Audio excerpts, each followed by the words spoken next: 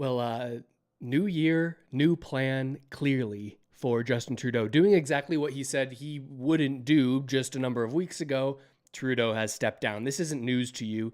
You've heard it all day, likely. Justin Trudeau is planning on stepping down as the leader of the Liberal Party and as Prime Minister of Canada, but with a few little caveats there, some pretty upsetting things when you really get down to it. We're going to talk about that today. Update for you. This is the bare bones information before we get into the juicy stuff. Trudeau steps down today. Parliament is prorogued. Pause the whole thing until March 24th. That's going to allow time for a Liberal leadership race. Trudeau is going to sort of take all credit for giving his party a small amount of chance to do well in this next election by going through a full and extensive leadership search. Who is going to be the next big cheese of the Liberal Party?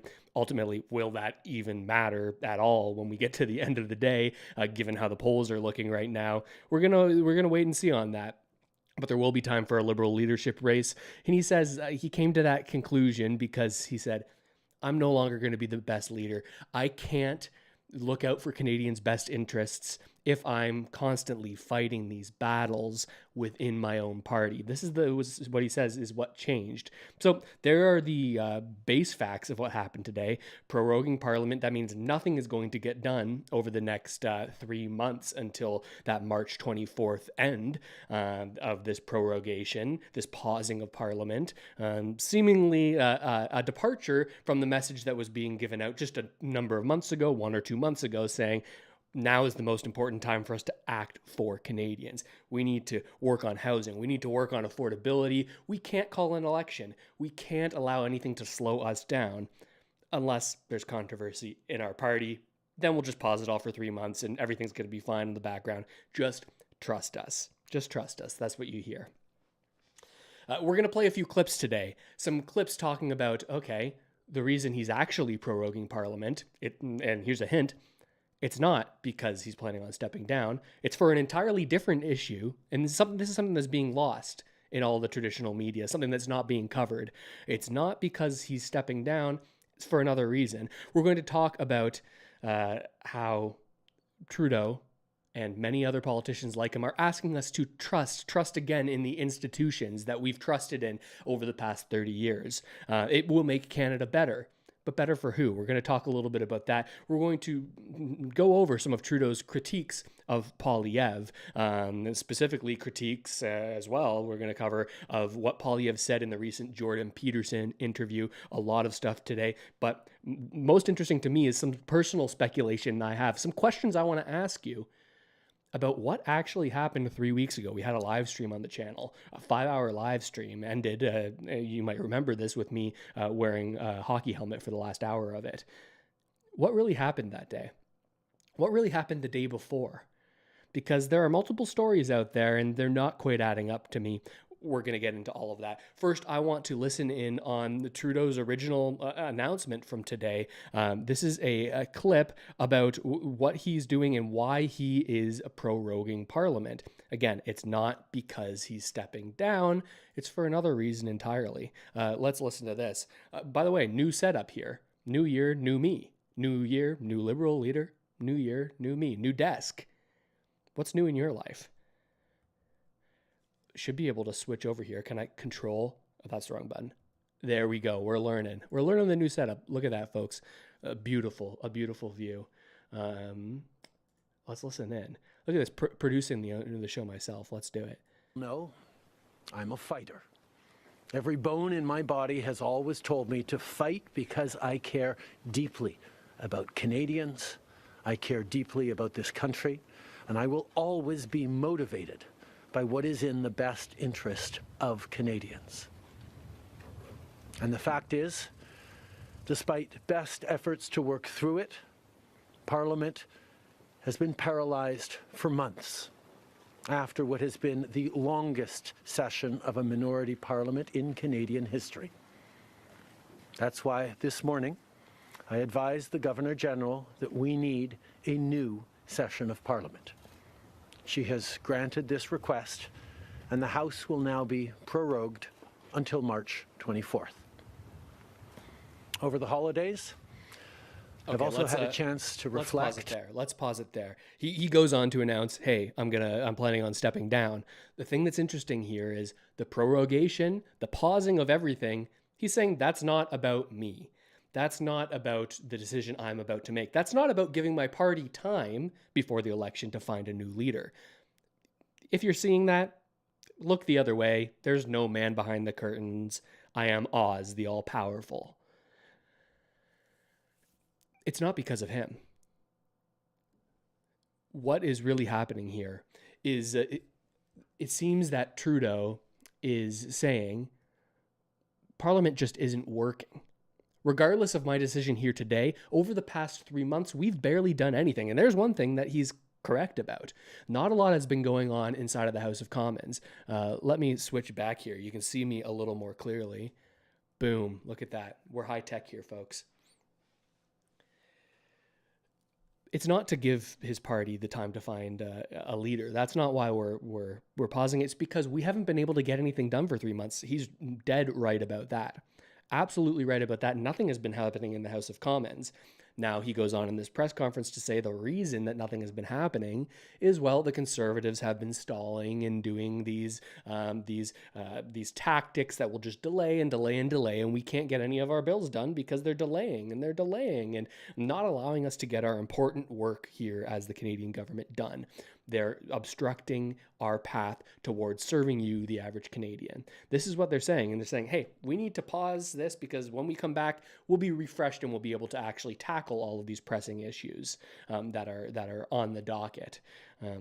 Now, if you've only heard that, it seems perfectly reasonable, right? But then once you consider the reason why everything has slowed down in Parliament, well, it's not as clean cut as he's making it sound. Yes, the Liberals say, well, Conservatives, they're just slowing everything down. But the Conservatives, they say something entirely different. They have a different story to tell. The story that they tell is that, hey, we requested documents about a sustainable development fund.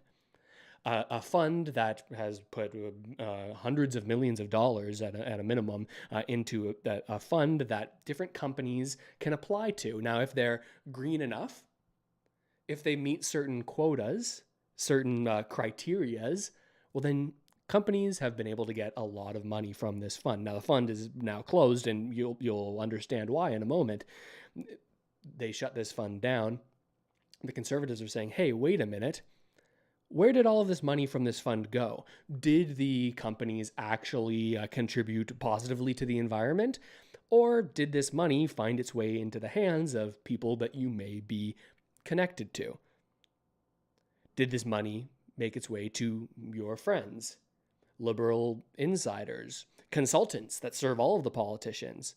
How much of this money wound up going directly into feed the mouths of and the families' mouths of consultants and well-connected people in the Ottawa area? These are the types of questions that have been asked, and the documents that have been requested to be provided by the government who was sitting during all of this time of this fund.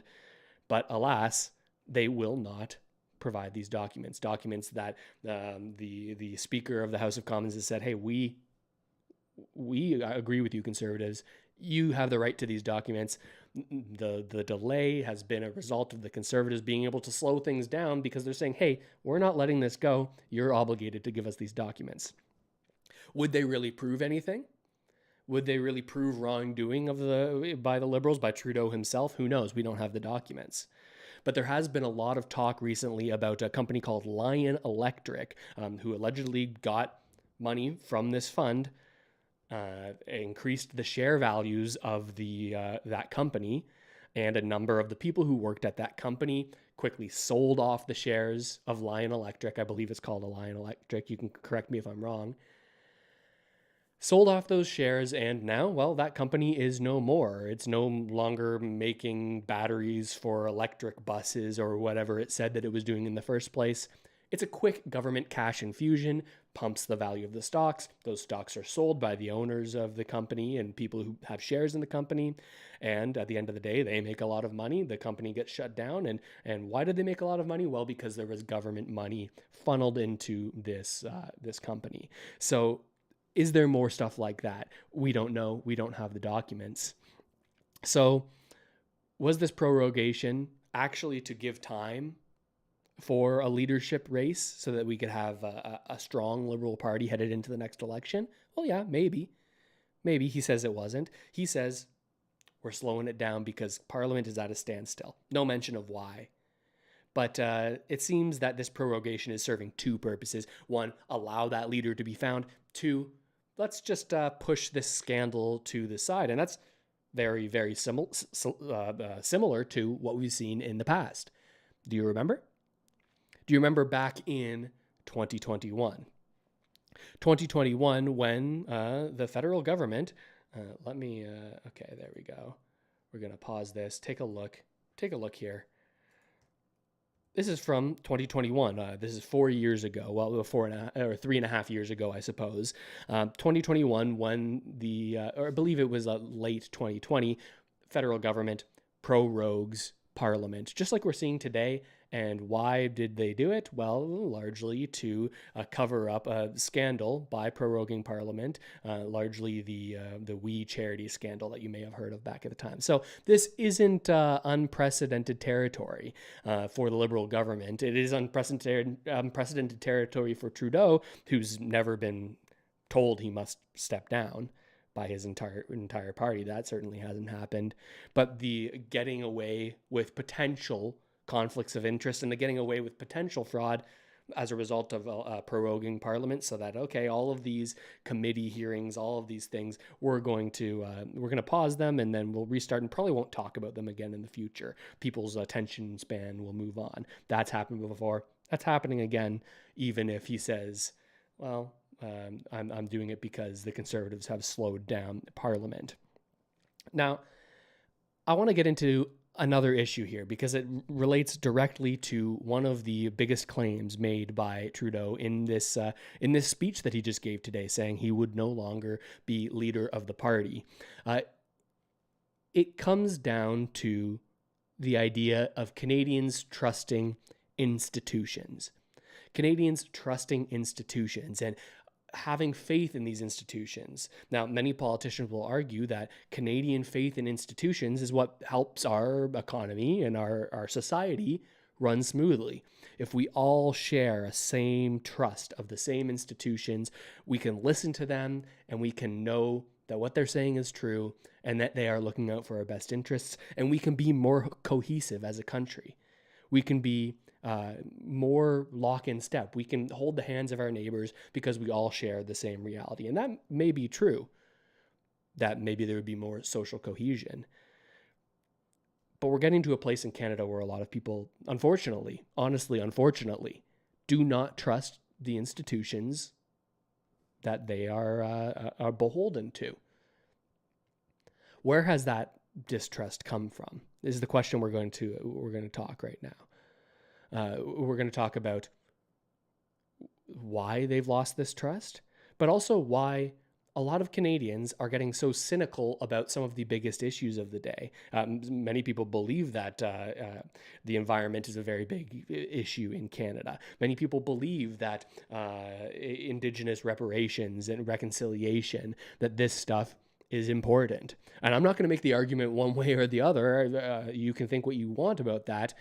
But even for the people who are pushing this idea as this being the most important thing we need to think about, well, they're doing their own cause a vast disservice, because in my opinion, these causes have been used by politicians and by corporations to make more money instead of actually serving the resolution of these issues. Let's get into this because this is the next clip from the Trudeau press conference that we saw today, and I think you're going to find it pretty interesting. Let's listen in. Pierre Poilievre in the next campaign. Pierre Poilievre's vision for this country is not the right one for Canadians. Stopping the fight against climate change doesn't make sense. Backing off on the values and strength in diversity that Canada has always worked to pull itself together on is not the right path for the country. Attacking journalists, the CBC institutions, that's not what Canadians need in this moment. We need an ambitious, optimistic view of the future, and Pierre Poilievre is not offering that. And I look forward to the fight as progressives across this country stand up for the kind of vision for a better country that Canadians have always carried, despite the tremendous pressures around the world to think smaller, to veer towards the hard right, and to be less ambitious for what we can be and do as a country when the world really needs Canada. This is so incredibly frustrating, I'm sure, for a lot of you to hear, especially people who agree with a lot of these values that Trudeau is espousing. These values that we need to be focused on the environment and making Canada a clean and safe place to be. Saying, okay, we recognize the strength that diversity can bring us. These kinds of ideas that Trudeau has regularly pushed, ideas which, in my opinion, aren't entirely wrong. But you cannot blame Canadians. You cannot blame us for starting to question these ideals. At the very least, starting to question that if we elect our government to go and try to improve these areas of concern, will they do it? Or is this just a way to make us angry, make us upset, and make us believe that you're going to do something when really every good crisis, or what's the saying? What is the saying? It is never let a good crisis go to waste. These possibly very real problems are being used by corporations and being used by governments to funnel money into their preferred pockets. This is what happened with the Sustainable Development Fund. Companies that were given money were never checked in on to see, okay, what progress have you made here? What claims have you made here? How many emissions have you actually reduced? These aren't the questions that were asked, and people are starting to not trust the government because they're saying, hey, even if you say that you believe in these ideals, even if I agree with the way that you talk about them, I simply don't trust you to implement them, to implement these policies. How come if we're spending billions of dollars on sustainable development and fitting ourselves for a green economy, how come we've seen our emissions go up and up and up, even relative to other countries? If we're spending more than we've ever spent on housing, how come we're not seeing more affordable housing for people? It's a lack of trust of people to actually execute on the things that they're talking about, and more and more people believing that, hey, they were never going to execute on it. This was never going to be something that was going to happen. Never let a good crisis to go to waste, and that's what we're seeing here. Now, he talks about Poilievre saying, we can't turn our back on the fight on climate change.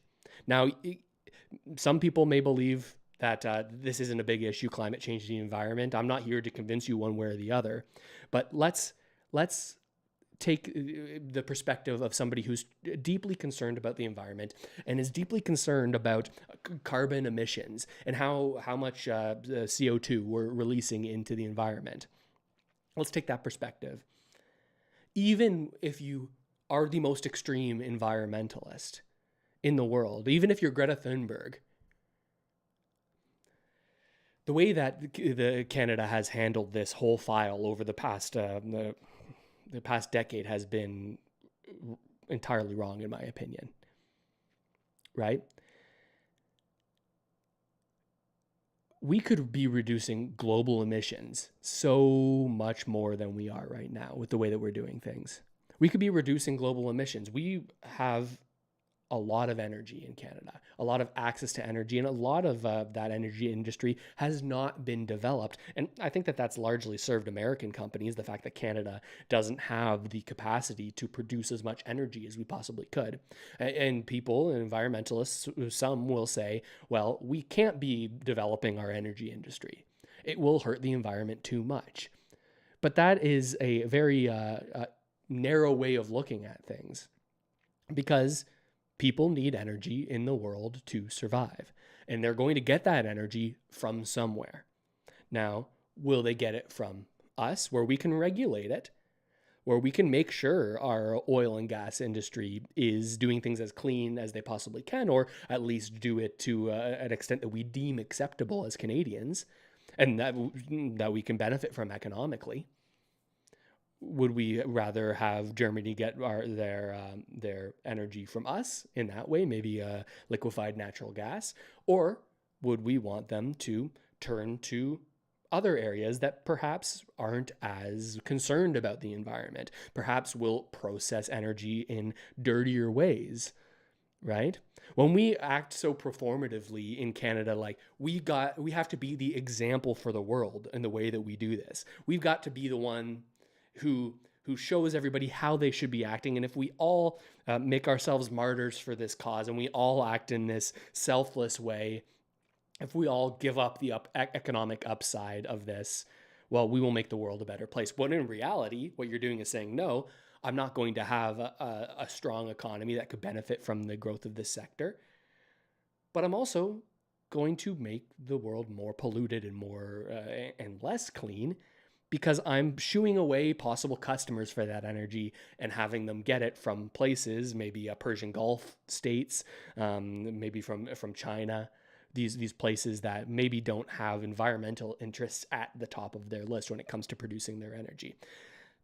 But you can't look at the other side of things when it comes to these people, right?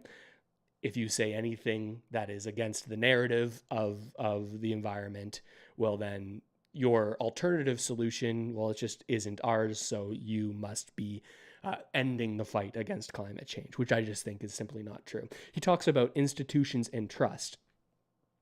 Why should we trust these institutions? What is that trust in institutions actually doing? Who is it actually serving? More and more so, I'm starting to believe it's not you and me, the average Canadian. I'm starting to believe corporations, political, wealthy, well-connected elite. This is who a faith in these centralized institutions really serves. And even if you believe that any central institution is entirely well-functioning, it's good for us to have that central institution. What you cannot deny is the ability for a centralized institution to be corrupted, a centralized institution to have other influences pushed on it. We saw this in Canada with all the foreign interference, whether you're looking at Trudeau and the Chinese interference allegations, or whether you're looking at Polyev and the Indian interference allegations. We know that individuals and small groups of people can be heavily impacted, be it by money or by social pressure or maybe blackmail, right? We know that small groups of people can have their strings pulled. So when it comes to institutions, we look at central banks, the Bank of Canada, in the States, the Federal Reserve, and the central institutions that they are a part of, the Bank of International Settlements, the International Monetary Fund. These are the institutions that Trudeau is trying to talk about here, and how important it is that we trust in them. At the end of the day, these institutions are all people.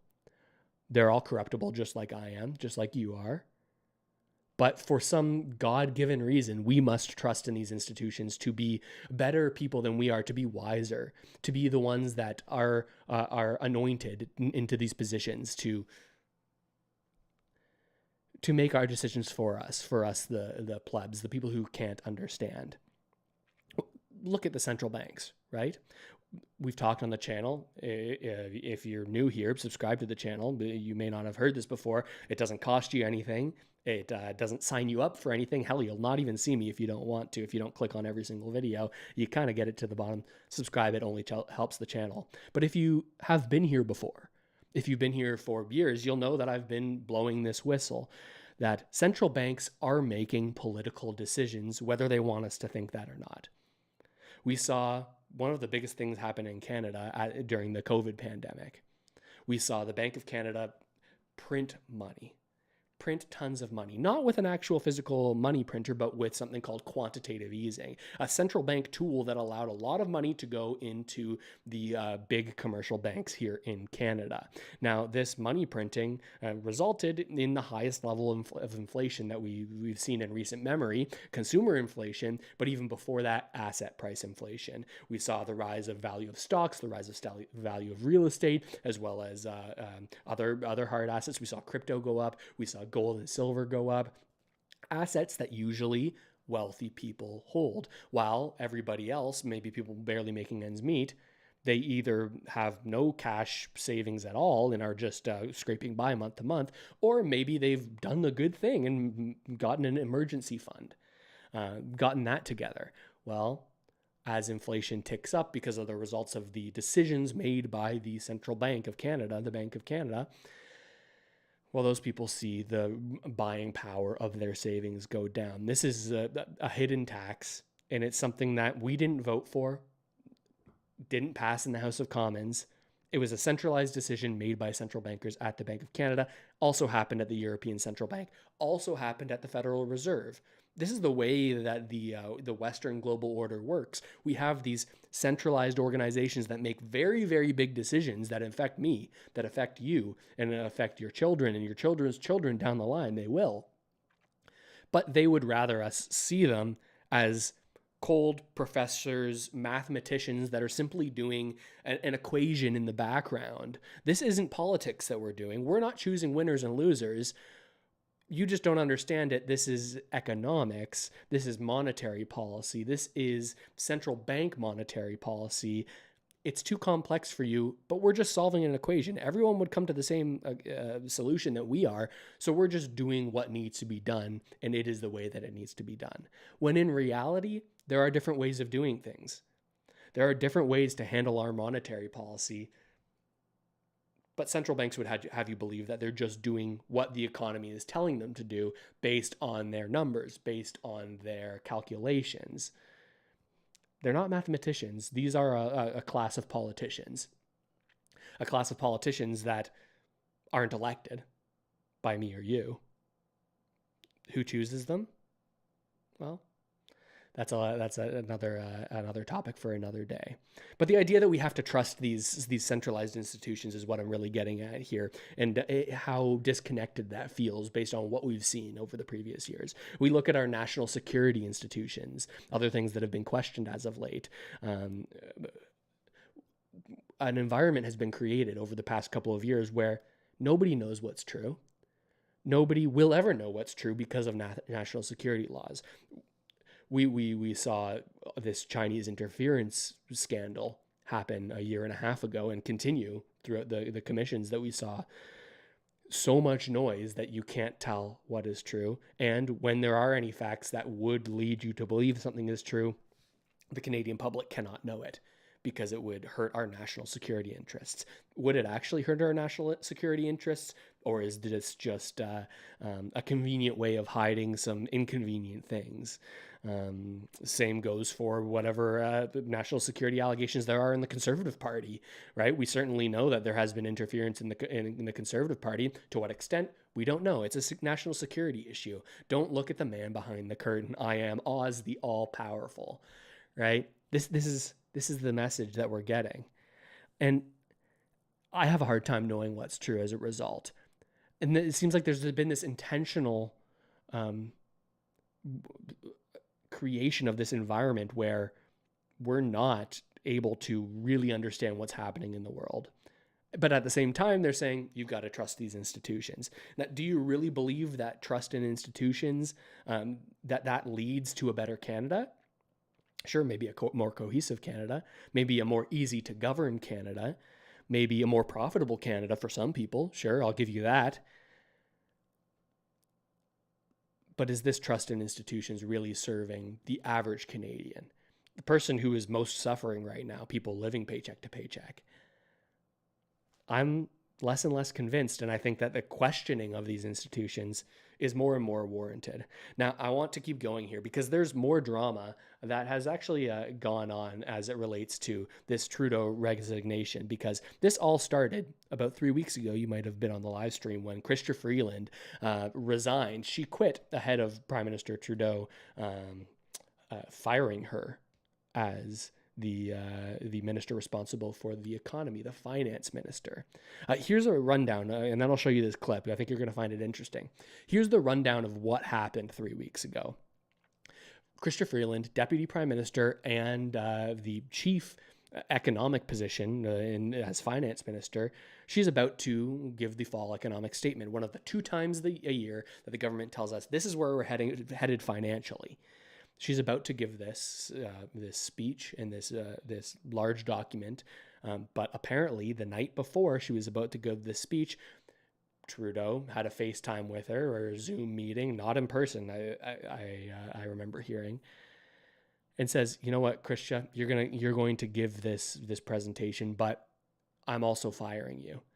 That's right. You'll give this presentation. You'll take some of the heat for it, but I'm firing you, and I'm bringing in somebody else, somebody who is already my economic advisor as it stands right now. We're going to bring him in and make him finance minister, or at least take on this file, and that is Mark Carney. You might be familiar with that name. He was a former central banker in Canada, former governor of the Central Bank in Canada, governor of the Bank of Canada, the same role that Tiff Macklem has. He was a central banker there, and then he wasn't for a while, and then he got hired to be the central banker for the Bank of England, I believe. I don't believe it was the European Central Bank that he was the head of, but maybe the Bank of England. Correct me if I'm wrong there. A central banker through and through, and somebody trusted by the global financial community. That's a good thing in some people's eyes and not a great thing in other people's eyes. But Freeland said, I'm not going to be embarrassed like that. I'm going to step down. I'm not going to read your speech. I'm not going to read this budget. I'm going to step down and say, I no longer have confidence in you. This is what she did as a surprise to Trudeau. Now, it led to the budget being delayed, coming out hours later. It also led to the presumptive next finance minister saying, I don't want this heat. I don't want this noise. And Mark Carney saying no. Here's a question that was just asked of Trudeau today about Freeland and this relationship that they have and how that has changed. We're going to get into some speculation because I think that something else could have happened here. Something else could have happened. A little bit speculative, a little bit tinfoil hatty, but I find it interesting. Why don't you have a listen to this? Not this. Come on. Low-tech studio. Figure it out, Russ. Figure it out. Now I can't even see. Here's the clip. Let's go. Prime Minister, up until 3 weeks ago, you were intending to stay, and it seems that the event 3 weeks ago of Ms. Freeland coming out and saying you were firing her as your finance minister was the catalyst that brought us here today. So can you explain your side of what happened there? Chrystia has been by my side for close to 10 years now. She has been an incredible political partner through just about everything we have done as a government and as a party over the past decade. I had really hoped that she would agree to continue as my deputy prime minister and take on one of the most important files that not just this government but this country is facing, but she chose otherwise. In regards to what actually happened, I am not someone who's in the habit of sharing private conversations. Okay, so there's Trudeau's explanation of what happened. I think from his perspective, he was thinking, we're going to go through each person's perspective, Trudeau's perspective, Freeland's perspective, Carney's perspective, and then one that gets a little bit tinfoil hatty, but one that I think is more likely than not. And I'm not hearing anybody say it. I think Trudeau thinks the economy is our worst thing that we have right now in terms of how the Liberals are looking. I need to distance myself from economic policy. I need to get rid of this finance minister, do a cabinet shuffle, bring in someone respectable, someone like Mark Carney, someone that many Liberals are saying will be the savior of the party, may even be the next leader of the party, depending on how things go. We'll talk about that in a moment. I got some concerns, let me tell you. He thinks, let's bring in Mark Carney, fresh face, new policies, will improve in the polls. I'll stay on as leader. We'll win the next election. I don't know if he was actually thinking that. That seems a little far-fetched given where the polling was. Maybe we'll do better. We won't lose our official party status.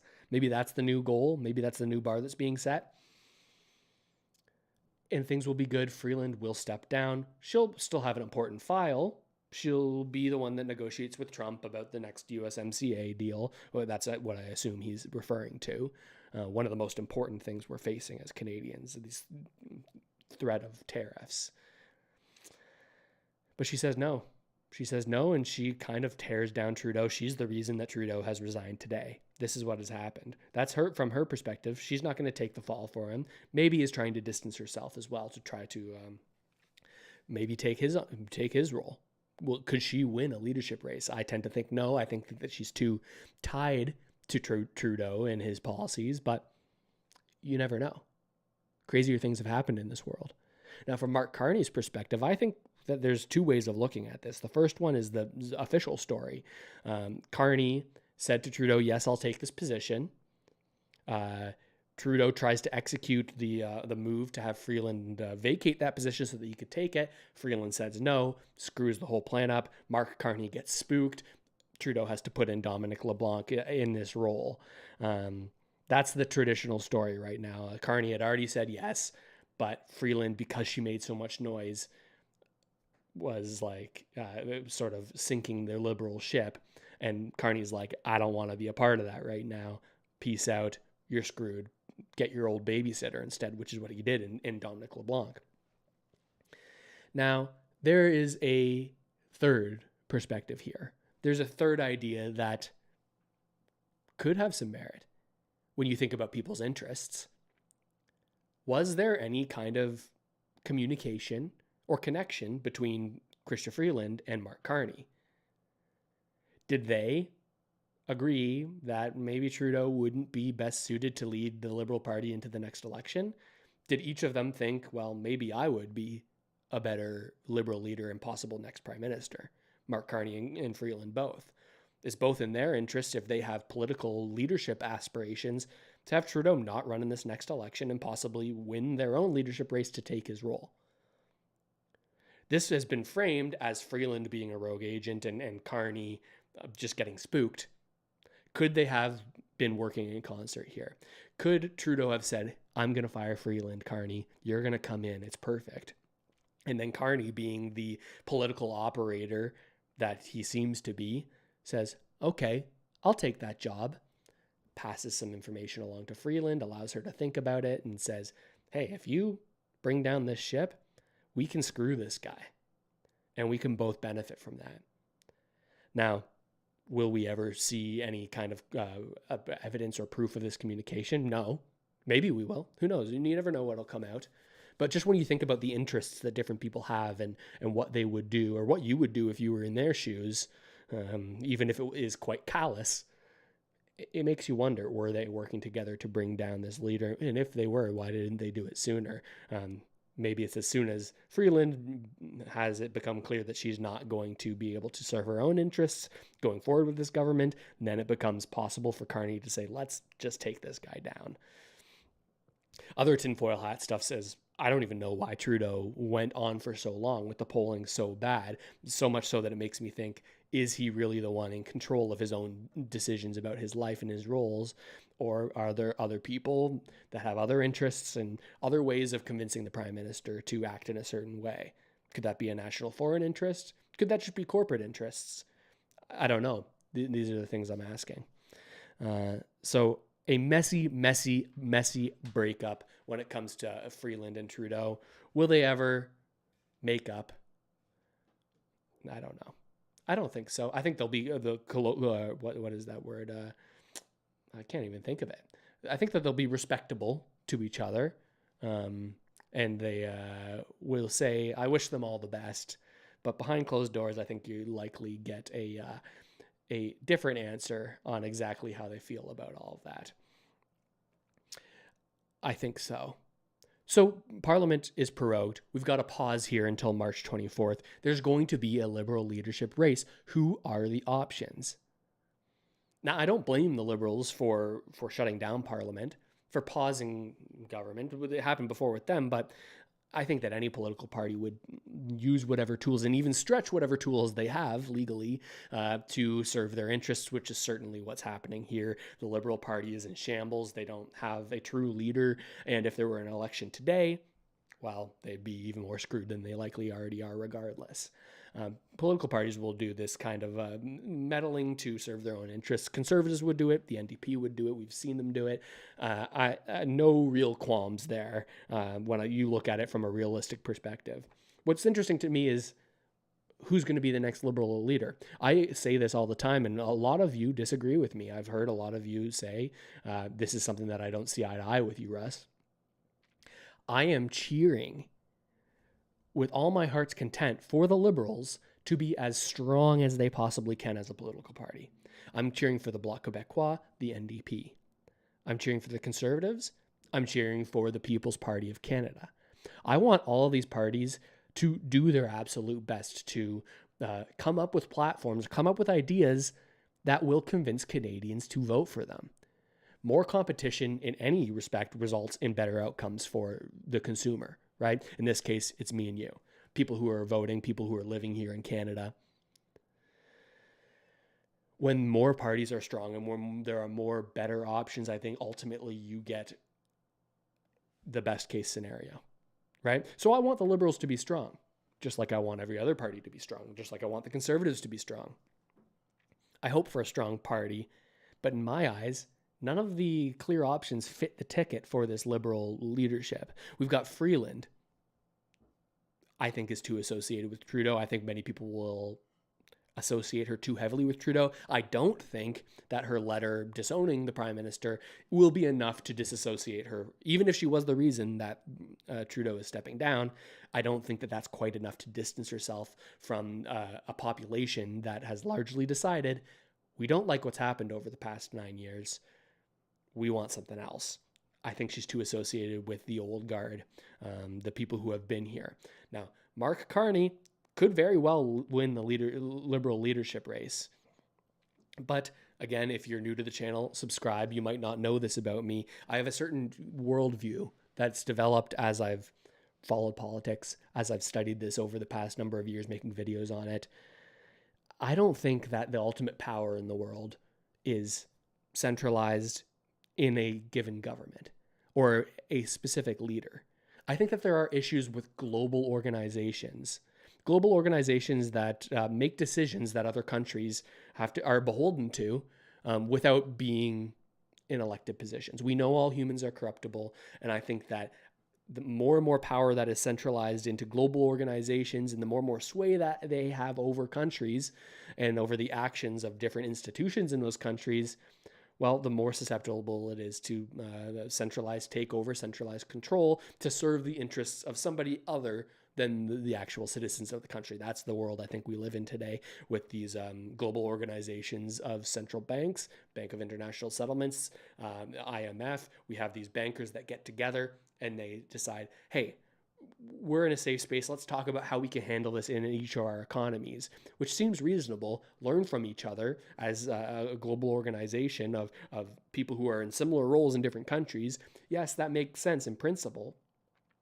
But when you have these people coming together, making decisions about the way that they're going to operate, and they're not elected, and they're not required to give you any information about what they're doing, I think that's a problem. And that's what I try to elaborate on in much of the videos on this channel and make clear to people how much power and how many decisions are being made outside of the realm of what they would want you to believe is politics. These precise mathematician costumes that they're wearing. It's not true. These are people who are choosing winners in the economy, choosing losers in the economy, choosing winners in the world, choosing losers in the world, and are impacting your ability to get ahead as a person. And I think that there's not much more politically important than those topics. The reason I bring this up is that there is no leader that is talking like that, really. No feasible leader for the next election. Carney is the personification of these concerns. We've got somebody who has got lots of connections in this global financial community, jumping from consultant job to investment firm to central banker here, central banker there. Clearly, this is somebody that has trust of that global community. Could that be used to help Canada? He'll certainly make the case that it is. My connections will help us lead us to a strong economy. I'm sure will be something that he'll say if he runs for leadership. But it doesn't do anything to alleviate my concerns about having more and more big decisions being made by fewer and fewer people behind more and more closed doors. Now we've got people like Dominic LeBlanc, Mark Miller, Champagne, these liberal people who have been around for quite some time who may have leadership aspirations. I just don't think you can separate it far enough from Trudeau to get people to vote for them. Can you credibly make new policy ideas that will resonate with Canadians without simultaneously getting accused of, well, while you were in power for 9 years, how come you didn't bring this up at the time? Did you always not agree with Trudeau? Or are you just saying this now to try to get votes from other people to win this leadership race? I think that a lot of the people associated with this government over the past while, they're not going to be solid options. But at the same time, I don't think that Pierre Poilievre talks about this in the right way either. He talks about how money printing is an issue. He's talked about central banking. In 2021, he talked a lot about this as well, has kind of slowed down his rhetoric on it as of late.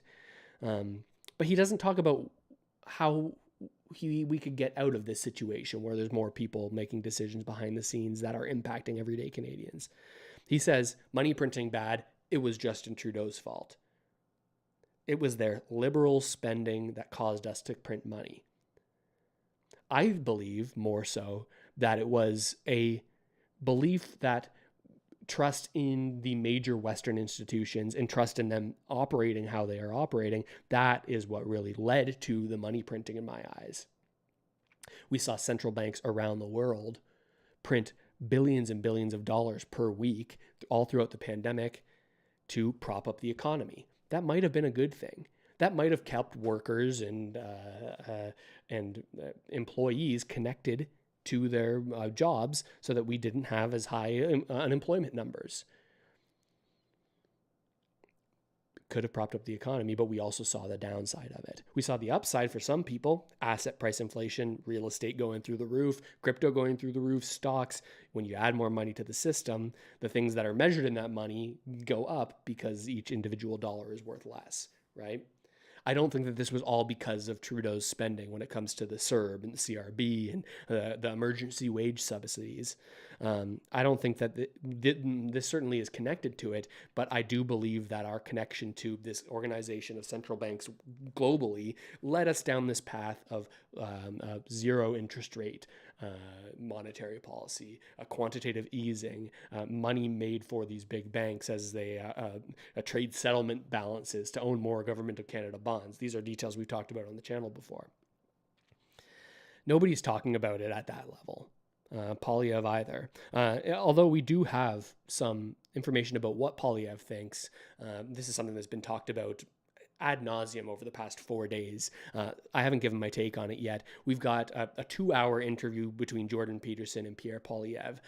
Some good points made in there, some not so good points made. But the way that he talks about money printing, he doesn't give any kind of, here's what I would have done in this situation. Here's how I could have led us better than Trudeau could have. Here's how I'm going to push back against the interests of these global organizations to actually serve the interests of us here at home nationally as Canadians. Let's listen to this clip from the interview here. I think you're going to find it interesting. I sure did, but I do have some problems with it. Okay, so what would you do to stop inflation? Well, we stop the money printing. You know, we need, and the money printing is just a means to fund deficit spending. governments borrow to. Define the deficit, for people. So basically, the deficit is the. So I think that this is an oversimplification of why we printed money during the pandemic and for America during the great financial crisis. I don't think money was only printed for because governments wanted money to take on debt to provide these social programs. Also, when you print money, you increase demand in the bond market. That certainly allows the government to take on more debt. But what you're doing is stimulating the economy. You're bringing down interest rates, and that allows more businesses to expand more quickly. It allows for consumers to feel better about their finances and go out and spend and take on cheap debt. Well, everybody did that in Canada because they made you feel like, hey, if you're not doing this, you're the schmuck, right? Because we're going to inflate away everybody's debt. I don't think that it's all just because the government wants money to implement social programs. I also think that the central bankers were like, hey, we need to stimulate the economy here. We've got to close down the economy. This was their idea. So we need to stimulate it. We can't just allow a recession to happen. When I think that there's arguments to be made that, one, the economy shouldn't have been shut down to the extent that it was. That could have helped us. And two, just this thought that we cannot let anything negative happen to the economy. We cannot allow these big banks to experience any kind of stress. We cannot let people who have taken on too much debt and now are losing their jobs, we can't let them lose their homes. It would look too bad on us. I think that there's an argument to be made that more of a free market with less intervention from the central banks may have led to better outcomes for Canadians, because we wouldn't have seen asset price inflation, all of these social issues popping up in terms of housing and people not being able to start families. I think a lot of this is the result of the decisions made by central banks, not necessarily individual governments who kind of were along for the ride when it comes to this global money printing that we saw. Difference between what the government spends and what it brings in. It's usually calculated on a yearly basis. That's deficit. right. Yeah. And the debt? Well, the debt is just the accumulation of the deficits. Right. So the deficit right now is $62 billion. And I thought it had a ceiling of 41 billion, yeah, right. Wasn't that a ceiling? Yeah. Guess not, eh? I guess not. Look, there are very real present day consequences for that. Deficits increase the money supply. Central banks effectively facilitate that increase in the money supply, and that causes inflation. And it's why our I have a buddy whose family moved here from Italy back in 1973. His father worked paving roads, and his mother made sandwiches in a senior's home. They were able to pay off their home 10 minutes from Parliament Hill in 7 years. Right. Their grandchildren wouldn't be able to save up a down payment for that home in 15 years, right. And they will be university educated with all the advantages of having been here 2 decades. That is the consequence of the money supply growing vastly quicker than the stuff that money buys. So what we have to do is stop. He's right about that, right? Just the inflation that we see from the result of printing of money to stimulate the economy. What we're not hearing is that decision is largely out of the politicians' hands, I believe.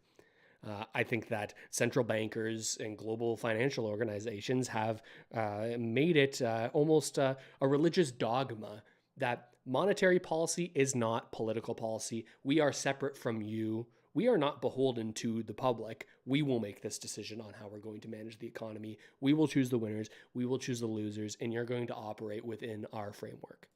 Stop growing the money supply and start growing the stuff money buys, right?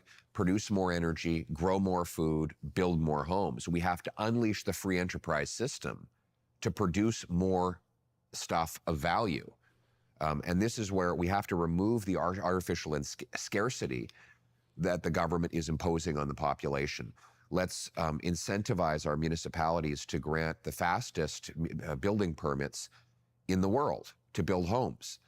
And you have a plan for that in principle? Yes. I mean, I'm going to say to the municipal governments, they either speed up permits, cut development charges, and free up land, or they will lose their federal infrastructure money. So they will have a powerful carrot and stick incentive to speed up home building. And the percentage of a new house price that's a consequence of Okay, we government get into a taxation lot and more regulation.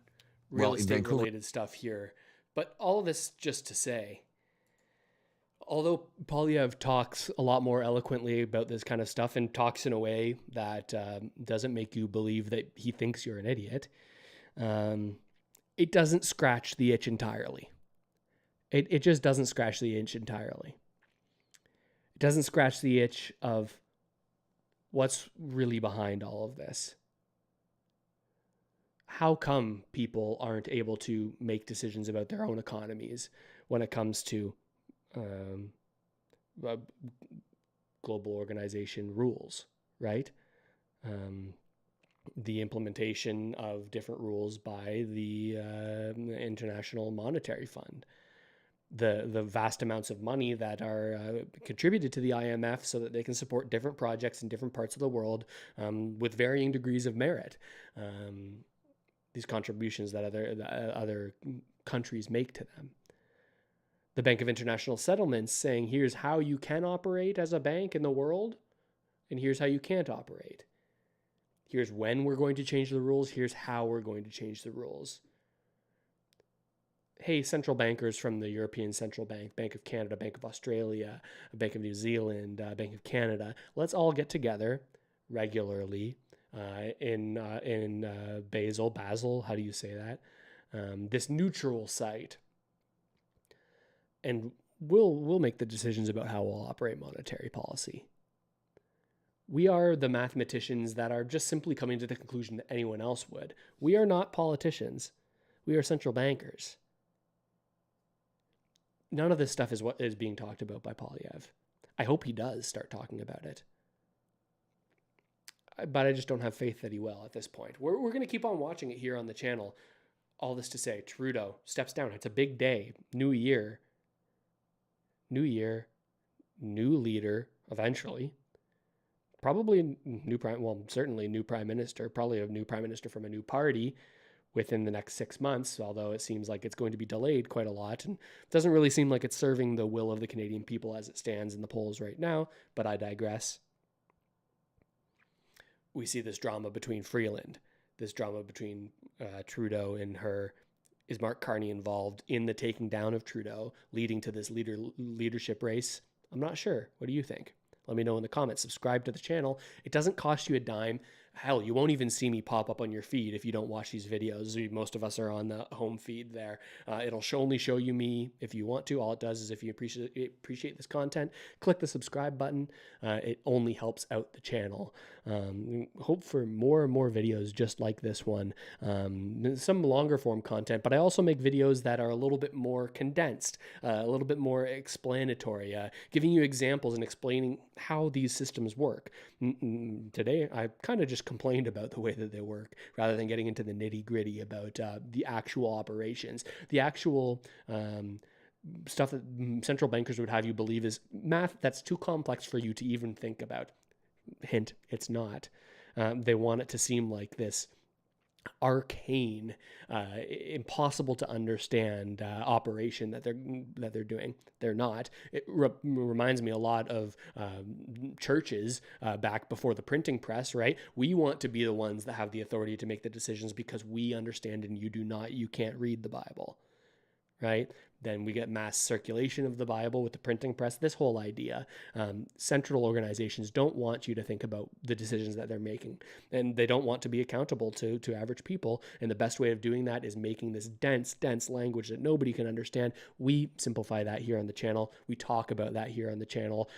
Canadian news, global news when it comes to this type of stuff. If you're interested at all, click subscribe. It's very, very cheap. And with all that said, thanks so much, ladies and gentlemen, and we will see you next time.